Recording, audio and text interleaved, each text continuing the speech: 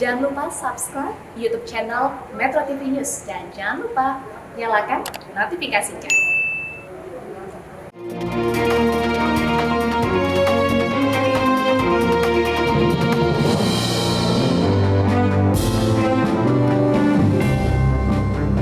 Selamat malam pemirsa. Setiap negara saat ini dipaksa untuk melawan musuh yang tak terlihat. Namun di saat seluruh perhatian tertuju pada bagaimana menangani pandemi COVID-19, ada konsekuensi tersembunyi yang dampaknya justru jauh melampaui dampak pandemi itu sendiri. Akses terhadap fasilitas kesehatan yang beresiko, sulitnya pelaksanaan pembelajaran jarak jauh, hingga meningkatnya jumlah penduduk miskin adalah konsekuensi yang harus segera dicarikan solusinya. Bagaimana strategi agar janji peningkatan kualitas manusia Indonesia tetap terpenuhi meski dalam bayang-bayang pandemi? Prime Talk akan membahasnya tajam mendalam bersama saya, Ade Mulya. 5 tahun ke depan yang ingin kita kerjakan, yang pertama adalah pembangunan sumber daya manusia. Pembangunan SDM akan menjadi prioritas utama kita. Ujung tombak yang bertugas untuk menanggulangi darurat kesehatan sebagai ujung tombak yang berhadapan langsung dengan ancaman langsung, yaitu berupa wabah COVID-19. Kita membuat kurikulum darurat, kurikulum baru dengan kompetensi dasar yang dikurangi secara dramatis. Ini untuk menjawab teriakan guru dan orang tua murid yang kayaknya padat banget semuanya.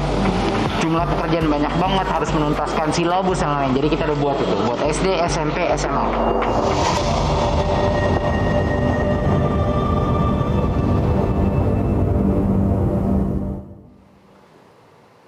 Pemirsa, sejak kasus pertama diumumkan pada 2 Maret lalu, penambahan kasus positif COVID-19 belum menunjukkan tanda-tanda perlambatan. Pandemi telah mengubah prioritas kerja pemerintah dan pengaruhnya turut dirasakan saat kita sedang membenahi kualitas sumber daya manusia. Dan tadi pagi saya mendapatkan laporan dari Pak Menteri Kesehatan bahwa ibu ini dan putrinya positif corona.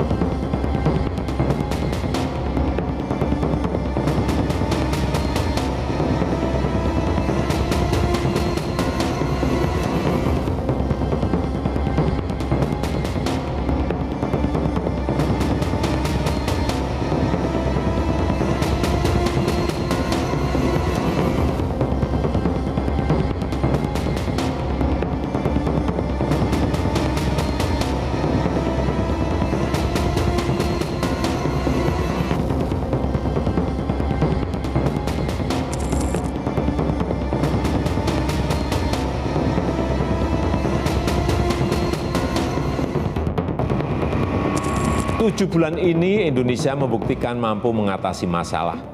Belum sempurna, ya, tapi bisa kita perbaiki bersama-sama.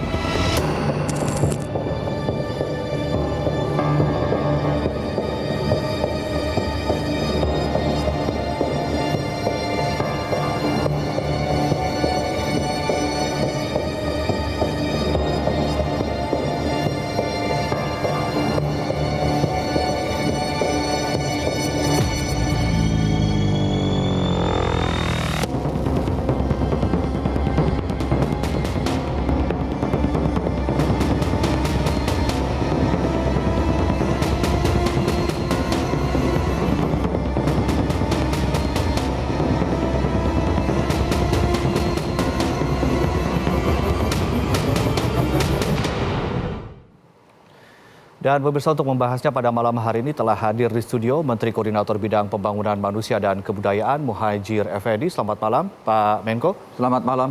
Dan juga nanti di paruh berikutnya akan hadir Menteri Riset dan Teknologi sekaligus Kepala Badan Riset dan Inovasi Nasional Bambang Brojonegoro. Serta bergabung dari luar studio ada Sosiolog Universitas Indonesia Imam Budi Darmawan Prasojo. Selamat malam Pak Imam. Selamat malam. Ya, tentunya kita ke Pak Menko terlebih dahulu. Pak Menko, pemerintah dan juga Anda beberapa hari lalu juga mengklaim bahwa penanganan pandemi COVID-19 Indonesia berada dalam track yang benar. Bagaimana Anda bisa meyakinkan masyarakat dan indikator apa yang digunakan, Pak? Ya, pertama saya bicara proses ya. Jadi memang ketika COVID-19 ini melanda dunia, itu tidak ada satupun negara yang tahu persis bagaimana cara menanganinya. Semuanya adalah meraba-raba dan kita pada awal itu penanganannya masih bersifat konvensional, artinya melibatkan kementerian dan lembaga yang memang paling bertanggung jawab. Kalau menurut undang-undang tentang kedaruratan bencana itu adalah BNPB, dan kalau kemudian mengacu kepada undang-undang tentang kedaruratan kesehatan itu Menteri Kesehatan. Dan kebetulan dua-duanya di bawah koordinasi saya. Ya, itu penanganan awal, terutama pada waktu kita mengevakuasi warga negara dari Wuhan, kemudian mengambil mereka anak buah kapal dari 2 kapal yang sudah menjadi klaster, dan bahkan ada yang jadi epicentrum, itu masih konvensional. Kemudian setelah kita lihat perkembangan situasi semakin meningkat, maka kita susun gugus tugas dengan skop yang lebih besar, melibatkan kementerian lembaga yang lebih besar. Pada waktu itu kita fokus untuk menangani sektor kesehatan tetap, ditambah kemudian jaring pengaman sosial. Karena itu Kementerian Sosial yang juga berada di bawah koordinasi Kemenko PMK terlibat aktif. Tetapi setelah menuju ke 5 bulan perkembangan terakhir, kita tidak mungkin membiarkan begitu saja kondisi ekonomi kita yang mengalami hibernasi selama 4 bulan. Karena kalau itu dibiarkan, maka rontoknya ekonomi kita tidak hanya daun dan ranting, tapi bisa sampai batang utama sama akarnya. Dan itu sangat berbahaya. Kalau itu terjadi, maka pemulihannya juga butuh waktu yang lama dan ongkos lebih mahal. Tadi kalau bicara soal track, Pak, di sini ada ekonomi, di sini ada sosial, di sini ada kesehatan, dibandingkan dengan negara-negara lain dengan katakanlah kuadran-kuadran, bagaimana Anda bisa menjelaskan kita ada di track yang benar? Betul itu. Jadi tadi saya lanjutkan sedikit. Kemudian maka dibentuklah komite untuk penanggulangan COVID dijadikan satu dengan pemulihan ekonomi. Kita tidak bisa mengabaikan begitu saja masalah ekonomi tanpa menganggap harus tetap memprioritaskan pada sektor kesehatan. Nah, sekarang kita lihat bahwa posisi kita dalam kuadran yang bagus, yaitu apa? Yaitu tingkat pertumbuhan kasus juga relatif terkendali dibanding negara-negara penduduk terbesar di dunia. Kita ranking 20, sementara yang 4 di atas kita semua ranking 1, 2, 3. Jadi kita sebetulnya dalam konteks jumlah kasus relatif baik. Kemudian jumlah angka kematian juga relatif kita masih terkendali, walaupun memang sedikit di atas internasional, tapi jumlahnya tidak cukup signifikan dalam arti dibanding dengan rata-rata internasional. Kemudian pertumbuhan ekonomi kita juga relatif terkendali karena walaupun memang masih defisit, masih minus, tetapi juga tidak sampai turun ke bawah. Saya tidak ingin menyebut angka-angka, saya kira tidak terlalu relevan pada pertemuan ini. Jadi ada indikator-indikator memang membandingkan dengan negara yang apple to apple dengan Indonesia, begitu ya, Pak Menko ya. Nah, ini soal track juga, tapi selain tadi ada sosial, ekonomi, kesehatan, kita ternyata saat ini sedang menginvestasikan masalah di masa depan, Pak Menko.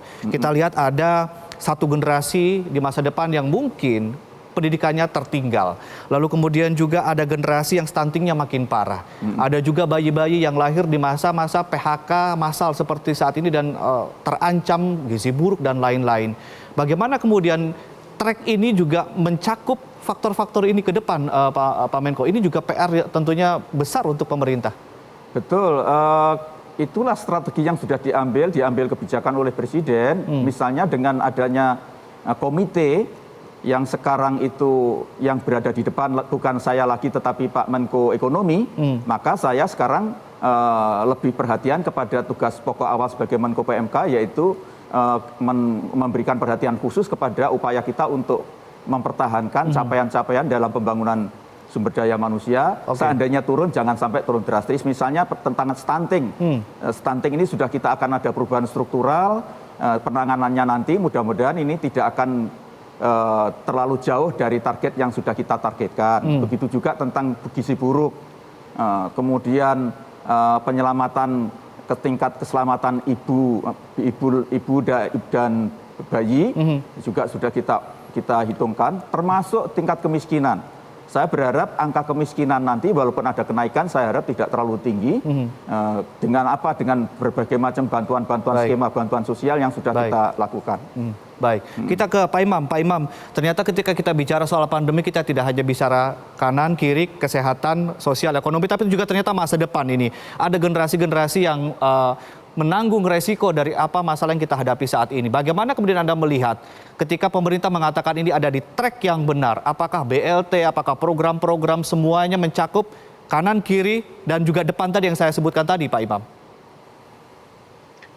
Ya, jadi tugas saya di sini kan tentu tidak hanya mengiyakan, tetapi mungkin saya bisa memberikan tambahan-tambahan atau catatan kritis. Ya, ini bukan berarti terus kemudian antipati atau tidak setuju dengan apa yang sudah dilakukan. Ya. Tapi mungkin saya tugasnya adalah mencari celah-celah apa yang bisa kita perbaiki. Baik. Kaitannya dengan pendidikan ini, Pak Menko. Pendidikan itu tidak hanya tanggung jawab guru, tidak hanya tanggung jawab pemerintah, tetapi juga tanggung jawab seluruh warga negara. Saya teringat buku The Schooling Society, ya, Ivan Illich, yang mengatakan bahwa seluruh pendidikan itu harusnya tidak hanya tertutup atau terpaku pada proses yang ada di balik tembok sekolah. Nah, oleh karena itu saya kira sekarang ini keterlibatan orang tua mendidik anak itu saya artikan itu sebagai hal yang positif. Nah, tinggal bagaimana dibantu orang tua dengan para pendidik lokal, ya, dengan para aktivis pendidikan lokal itu berhimpun bersama untuk mengatasi situasi seperti ini sehingga beban berat orang tua dan kemudian rasa bersalah guru itu tidak terjadi. Baik. Karena tanggung jawab adalah kita semua. It take a village to raise a child. Jadi butuh sekampung untuk mendidik anak, dan itulah saya kira pendekatan yang harusnya ditingkatkan dan dibiayai. Baik, Pak Imam, singkat saja sebelum kita break. Apakah kita benar berada di track yang benar dan berada di kuadran yang benar dengan indikator-indikatornya? Ditingkatkan jauh lebih baik. Masih banyak ruang-ruang yang masih bisa harus diisi. Dan mudah-mudahan itu segera kita lakukan dengan melibatkan partisipasi dunia usaha, partisipasi publik, dan Pak Menko tidak hanya mengkoordinir hanya lembaga-lembaga pemerintah tentunya, tetapi Indonesia ini terdiri dari banyak stakeholder. Dan itu mungkin perlu dijadikan sasaran untuk koordinasi sehingga sinergi bangsa ini betul-betul maksimal. Baik, itu saya kira tambahan untuk bisa perbaikan ke depan. Baik, Pak Imam, banyak stakeholder dan juga banyak tadi ada ruang untuk inovasi, ruang untuk publik. Nanti kita akan hadirkan juga di segmen berikutnya Menristek, dan pemirsa tetaplah bersama kami. Prime Talk segera kembali.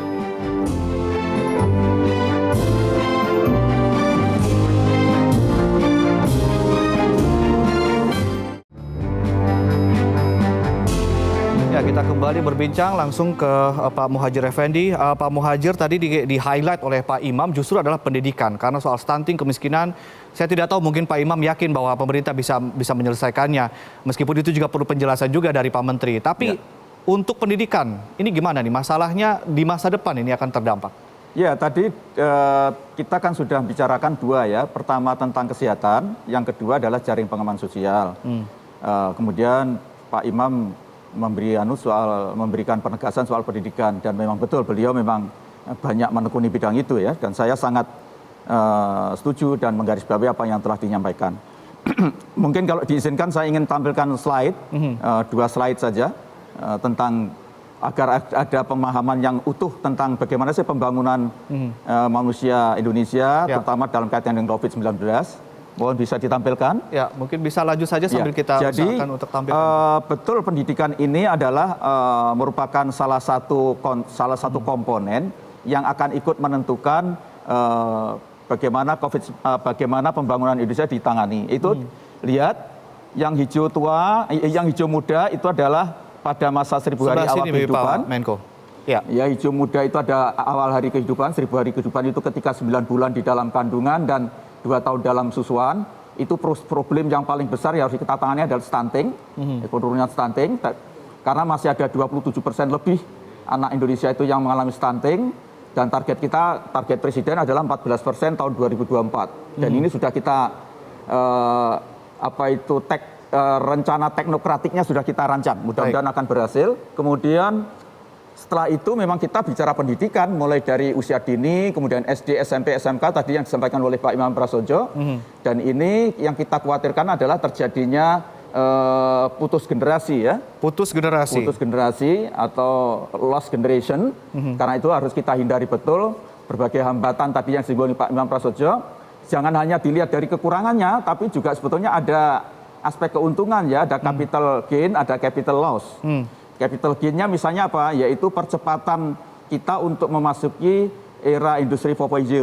Mulai dikenalkannya berbagai macam wahana, berbagai macam piranti, berbagai macam teknis yang itu sebetulnya merupakan landasan dari untuk kita menuju ke era 4.0. Artinya Anda ingin mengatakan bahwa saat ini dipaksa untuk infrastruktur teknologi untuk segera diperbaiki agar kemudian pendidikan tidak benar-benar terjadi satu generasi yang hilang begitu ya? Betul, ya itu. Karena itu tadi Mas Imam menyinggung tentang keterlibatan pihak luar. Saya kira sudah kita sepakati bahwa untuk penanganan COVID ini kita menggunakan strategi yang disebut dengan pentahelix. Ya.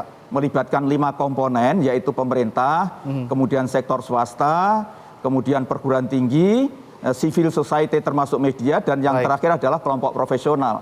Ini harus bersama-sama, termasuk keterlibatan Pak Imam yang saya tahu sudah sangat intens untuk ikut menangani terutama di sektor pendidikan ini. Pandemi ini memang sangat-sangat menghantam negeri kita, Pak. Tadi Anda mengatakan bahwa kita dipaksa untuk memperbaiki teknologi, tapi pandemi juga memaksa kita untuk berinovasi. Pemirsa, pandemi COVID-19 telah mendorong munculnya berbagai inovasi riset buah karya peneliti dalam negeri. Hasil riset tersebut bahkan telah digunakan dalam upaya penanganan COVID-19 hingga ke pelosok Nusantara. Ini dia data-datanya untuk Anda.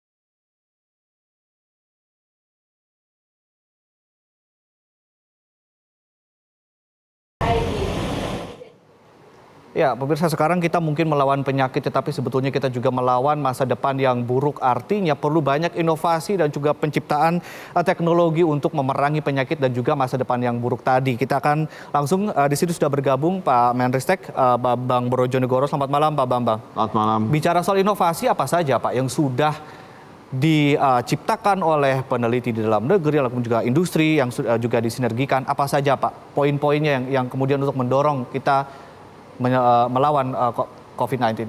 Ya, kita kebetulan berupaya untuk mendorong inovasi di segala aspek dari penanganan COVID-19.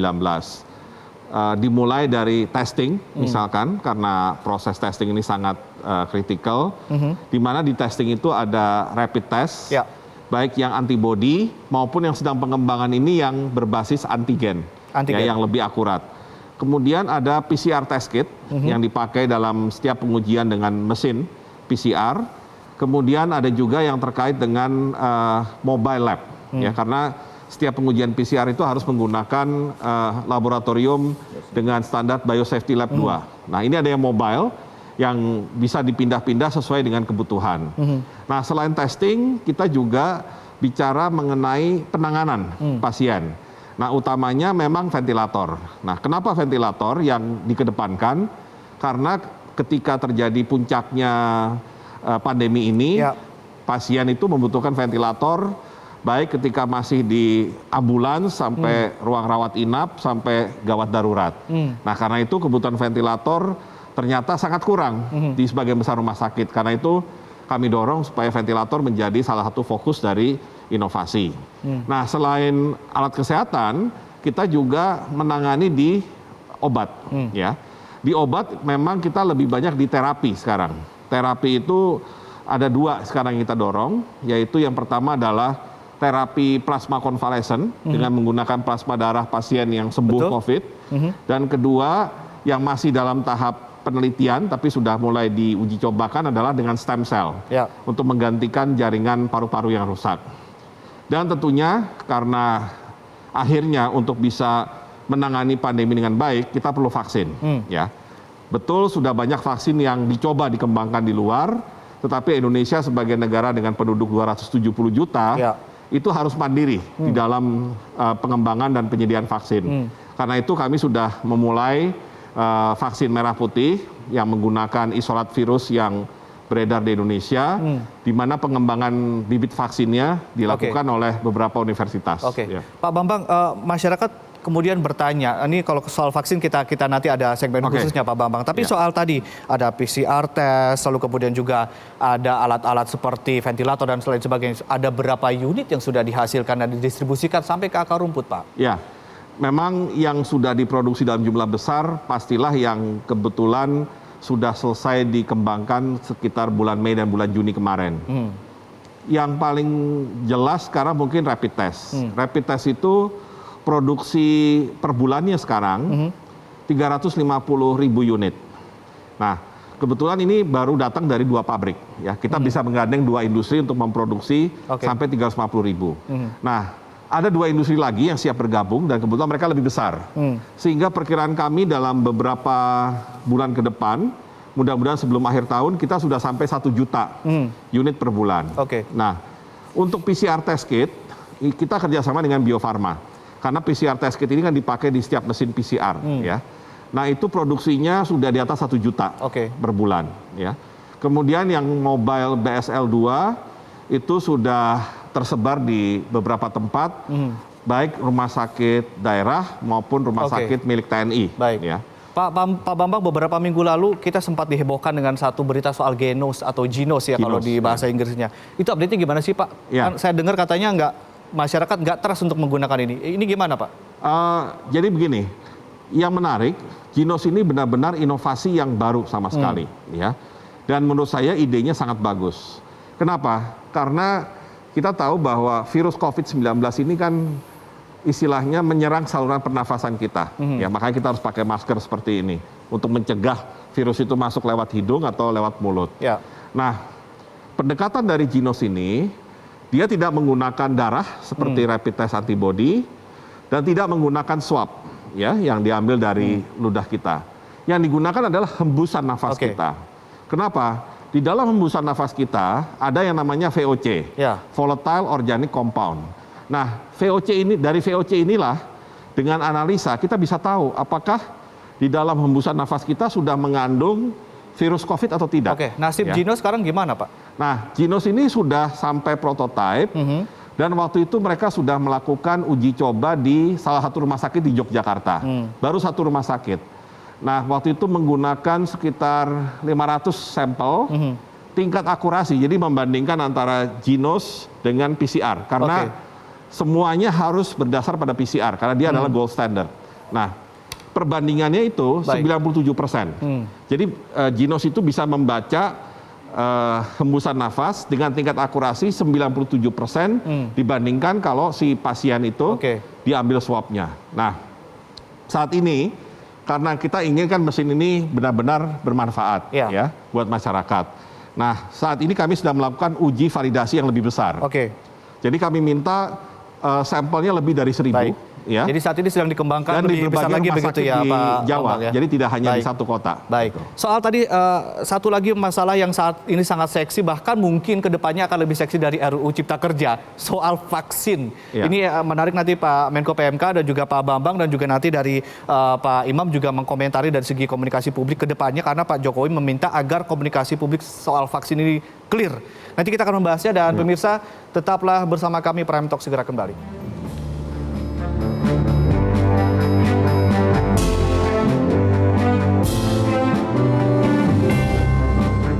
Dan vaksin ini mestinya sudah harus segera jelas. Kalau menurut saya, untuk vaksin yang gratis untuk rakyat itu urusannya Menteri Kesehatan. Untuk yang mandiri, berarti yang bayar, itu urusannya BUMN.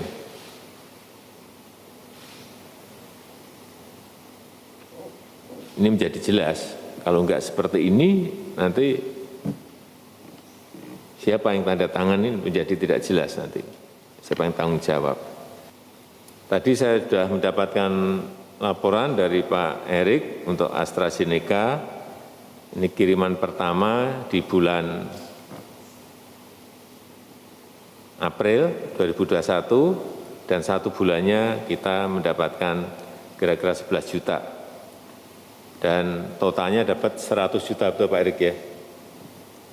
100 juta ini yang perlu kita ketahui bersama. Jadi sekali lagi di rapat ini juga tadi saya sampaikan yang kedua mengenai vaksin ini agar betul-betul perencanaannya disiapkan betul. Agar kita tidak salah lagi dalam komunikasi publik yang ada. Agar kita tidak salah lagi dalam komunikasi publik, itu tadi kata-kata dari Pak Jokowi. Langsung ke Pak Imam Prasojo, dengan karakter masyarakat yang seperti saat ini di Indonesia, sangat rentan disinformasi, sangat rentan terhadap hoax. Kita pernah belajar dari kasus-kasus sebelumnya. Apa yang harus segera dilakukan, khususnya soal vaksin dalam hal komunikasi publik? Karena kalau kita lihat kan ini ada pertanyaan soal kualitas, pertanyaan soal halal dan haram, pertanyaan harga, yang paling penting juga soal aksesibilitas. Saya dapat yang gratis atau saya yang bayar? Tetangga saya dapat, kenapa saya enggak? Ini gimana Pak Imam? Masukan dari Anda. Ya, jadi untuk menyebarkan informasi ke publik, memang ada saluran-saluran formal. Ya. Misalnya dari pihak kementerian yang bertanggung jawab. Tetapi di saat di mana public trust itu seringkali membutuhkan ekstra penanganan, ya, maka harusnya ada upaya-upaya tambahan, ya, upaya-upaya inovatif. Jadi informasi yang benar juga yang harus keluar juga dari credible messenger. Jadi orang-orang yang relatif dipercaya publik. Nah, ini yang perlu digandengkan dengan otoritas formal. Jadi tidak semata-mata hanya mengandalkan katakanlah Kementerian Kesehatan atau Menteri Kesehatan. Tapi di Indonesia ini banyak sekali ilmuwan-ilmuwan yang kredibel, ilmuwan-ilmuwan yang memiliki trust yang tinggi. Nah, itu harus dilibatkan sehingga agama gimana, Pak? Publik akan mendengar bukan karena penilaian politis, tetapi betul-betul penilaian yang objektif. Baik. Jadi the message must come from the credible messenger, itu intinya. Jadi apapun yang keluar, ya, harus benar dan harus diucapkan oleh orang yang kredibel. Itu yang perlu diinovasikan dalam melakukan kampanye publik. Baik, terima kasih Pak Imam Prasojo telah bergabung bersama kami di Prime Talk. Kita ke Pak Bambang soal inovasi soal ini nih, apa nih Pak Bambang yang ingin dikelirkan kepada masyarakat soal vaksin misalnya? Ya, pertama vaksin itu memang dibutuhkan, ya, karena masih banyak yang saya perhatikan pro kontra apakah vaksin itu perlu atau tidak. Di satu sisi betul kita tetap perlu menjalankan protokol kesehatan 3M, 3T ya secara konsisten. Tetapi untuk membentuk yang namanya kekebalan massal atau bahasa Inggrisnya herd immunity, itu sangat dibutuhkan adanya vaksin. Ya, kebetulan virus COVID-19 ini berbeda dengan berbagai virus lainnya yang bisa selesai dengan herd immunity tanpa vaksin. Misalnya MERS sebelumnya ada flu burung segala macam yang katanya nggak perlu vaksin. Paling malaria lah misalkan. Ya. Tetapi untuk COVID-19 ini karena penyebarannya begitu mudah, begitu cepat, dan berbahaya buat orang yang punya penyakit bawaan, maka satu-satunya cara ya harus ada vaksin supaya kekebalan massal itu terbentuk. Ya. Dan vaksin itu yang nantinya sudah mendapat izin kalau di Indonesia dari BPOM, ya, itu pasti vaksin yang sudah memenuhi syarat safety dan efficacy atau bahasa Indonesianya aman dan manjur. Ya, aman dalam pengertian tidak ada efek samping yang serius, manjur dalam pengertian ya memang cocok untuk meningkatkan daya tahan tubuh kita terhadap virus COVID-19. Oke, ini masyarakat juga bingung. Ini vaksin juga yang bikin juga banyak. Pak Menristek ini gimana nih? Ya. Menjelaskan kepada masyarakat saya pakai yang mana? Nah, yang paling penting, yang paling harus dipakai adalah vaksin untuk COVID-19. Nah, kebetulan untuk membuat vaksin tidak hanya untuk COVID-19, tapi untuk berbagai jenis penyakit menular, itu memang ada platform yang berbeda-beda. Nah, contohnya lembaga Eijkman yang kebetulan ada di bawah koordinasi kami langsung, itu sedang mengembangkan dengan platform namanya protein rekombinan. Ya, ini berbeda misalkan dengan Sinovac karena menggunakan platform virus yang dimatikan. Ya, ini beda, masing-masing punya kelebihan kekurangan dari segi waktu, efficacy. Tetapi yang paling penting dua-duanya memang ditujukan untuk satu penyakit yang sama, yaitu COVID-19. Ya, jadi artinya masyarakat atau nanti para pengguna vaksin tidak perlu khawatir selama vaksinnya memang sah dinyatakan resmi sebagai vaksin COVID-19, siapapun yang membuat apapun platformnya, itu berarti punya safety dan efficacy yang memang sudah dijamin. Kualitas dan halal dan haram itu yang kemudian yang itu bisa ditegaskan. Masalah lain ya, masalah halal haram itu pasti harus ada MUI. Pengecekan terhadap data semua elemen yang digunakan dalam pengembangan vaksin. Ini masalahnya soal aksesibilitas nih Pak Menko PMK. Karena kita tahu bahwa Kementerian Kesehatan juga ada di bawah koordinasi Pak Menko. Tadi dikatakan bahwa ada gratis, ada yang mandiri. Ini gimana pembagiannya nanti Pak? Mungkin bisa dijelaskan kepada masyarakat supaya tidak ada disinformasi. Tadi Pak Menristek sudah nyinggung tentang target dari vaksinasi ini kan untuk menciptakan herd immunity. Jadi kekebalan kawanan. Yang ini harus diberitahukan kepada publik bahwa nanti tidak semua orang harus divaksin. Ya. Kalau standar ideal dari WHO 70% dari populasi dengan asumsi bahwa wilayah itu memang semuanya terpapar. Nah ini kalau di Indonesia kan tidak. Jadi tidak semua daerah itu memang memiliki tingkat viral load, volume virusnya yang sangat berbahaya, itu juga tidak semuanya. Karena itu nanti jangan ada pikiran bahwa semua harus tervaksinasi. Gitu. Nah itu nanti tadi Presiden sudah memberikan arahan supaya dihitung betul berapa sih sebetulnya yang layak untuk Indonesia dengan kondisi tingkat keparahan yang menurut kita tidak terlalu jelek-jelek amat Indonesia ini. Kementerian Anda yang nanti akan menghitung itu datanya. Iya, jadi Presiden wanti-wanti betul, makanya termasuk itu. Jadi nanti jangan sampai ada rasa keirian gitu. Termasuk yang kedua adalah tentang masalah prosedur. Karena ini vaksinnya dari berbagai macam jenis, nanti cara penanganannya, tenaganya juga harus dilatih dengan sungguh-sungguh, jangan sampai terjadi kesalahan human error di dalam proses vaksinasi. Intinya jadi Presiden pesan betul untuk hati-hati, termasuk di dalam di dalam pemanfaatan termasuk biaya pengadaan gitu, karena beliau juga menyampaikan ingat bahwa ini adalah kita menggunakan APBN yang itu menjadi tanggung jawab rakyat, karena itu juga beliau juga wanti-wanti untuk itu dipertimbangkan betul. Saya yakin banyak masyarakat yang ingin lebih detail soal informasi ini. Nanti kita akan lanjutkan lagi Pak Menko dan juga Pak Bambang, dan pemirsa tetaplah bersama kami. Prime Talk segera kembali.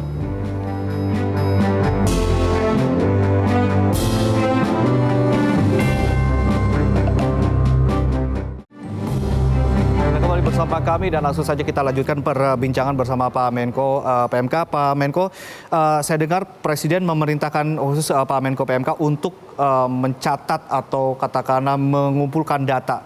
Siapa yang dapat gratis vaksin, siapa yang mendapat vaksin, siapa yang tidak, siapa yang mandiri, siapa yang harganya berapa. Ini bagaimana mekanisme detailnya Pak? Bisa diceritakan dan berapa lama Anda diberi waktu untuk mengkolek data itu? Secara spesifik Presiden tidak memerintah kepada saya, tapi dalam rapat kabinet beliau memberi arahan. Saya kira nanti itu menjadi tanggung jawab dari komite dan lebih spesifik lagi mungkin Menteri Kesehatan. Dan Menteri Kesehatan sudah punya perangkat birokrasi untuk itu. Dan akan kita diskusikan nanti, mungkin 1-2 hari lagi akan kita rapatkan tingkat menteri untuk membicarakan itu. Tapi intinya Presiden selalu wanti-wanti supaya hati-hati. Jadi memang harus cepat, tapi tidak boleh gerusa-gerusu. Gitu. Jadi harus dihitung betul, termasuk by name, by address-nya, siapa, orangnya siapa, kenapa dia diberi, itu harus jelas. Kecuali yang memang mandiri. Kalau yang mandiri ini targetnya hanya untuk memperbesar volume aja, memperbesar jumlah jumlah yang melakukan herd immunity saja. Dia harus beli sendiri dengan sesuai dengan kesadarannya sendiri. Tetapi yang untuk yang gratis atau yang ditanggung oleh pemerintah itu yang nanti akan kita atur sedemikian rupa. Jadi nanti alasan utamanya adalah saintifik untuk herd immunity atau lebih kepada ekonomi, tingkat sosial ekonomi si penerima itu, Pak? Saya kira herd immunity. Herd immunity, kemudian memang untuk mereka yang memiliki kemampuan untuk beli, ya silahkan gitu. Tapi itu artinya tidak dipaksa. Ya. Dengan target nanti yang sukarela ini artinya yang ditanggung pemerintah ini sudah cukup untuk membangun herd immunity. Baik, Pak Bambang mungkin ada yang ingin ditambahkan soal vaksin ini Pak kepada masyarakat. Ya, pertama karena riset mengenai vaksin COVID ini istilahnya di luar kebiasaan, ya karena biasanya vaksin itu membutuhkan waktu tahunan sampai puluhan tahun untuk bisa didapatkan vaksin yang tepat. Nah, karena ini waktunya pendek, ya karena memang pandemi semua orang butuh. Maka ada kemungkinan memang vaksinasi awal itu 2 kali, ya jadi tidak sekali suntik tapi 2 kali dengan ada selang waktu tertentu. Nah kemudian yang juga harus diperhatikan kemungkinan besar, ya karena memang belum official, tapi kemungkinan besar vaksin ini tidak akan membangkitkan daya tahan tubuh kita seumur hidup, ya tidak seperti polio dan cacar yang memang sekali suntik seumur hidup aman. Nah ini kemungkinan setelah 1 atau 2 tahun, kemudian harus ada vaksinasi lagi. Nah, berarti kenapa saya juga ingin menjelaskan kenapa kita juga mengembangkan vaksin merah putih, karena vaksin ini bukan hanya urusan 2021 saja, tapi bisa bicara 2022, 2023 dan seterusnya. Terus dikembangkan untuk COVID-19 saja, belum lagi vaksin yang lain. Baik, terima kasih Pak Bambang Brojonegoro dan juga Pak Muhadjir Effendi. Kita harap bahwa target pemerintah dan negara kita untuk tetap walaupun tidak terjadi peningkatan, tapi bertahan dalam situasi dan melalui 2020 ini dengan selamat itu saja sudah sangat bersyukur begitu ya. Terima kasih telah hadir bersama kami di Prime Talk dan pemirsa demikian diskusi kita di Prime Talk. Saya Ade Mulya mewakili seluruh kerabat kerja yang bertugas mengucapkan terima kasih atas perhatian Anda. Selamat malam, sampai jumpa.